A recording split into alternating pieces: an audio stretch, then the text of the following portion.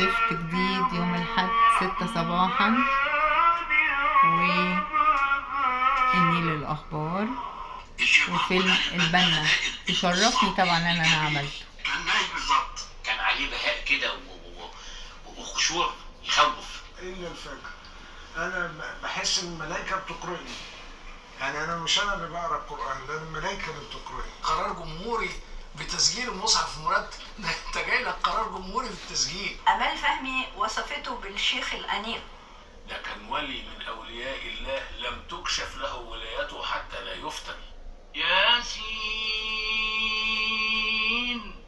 والقرآن الحكيم إنك لمن المرسلين على صراط مستقيم تنزيل العزيز الرحيم. كان الحاج علي البنا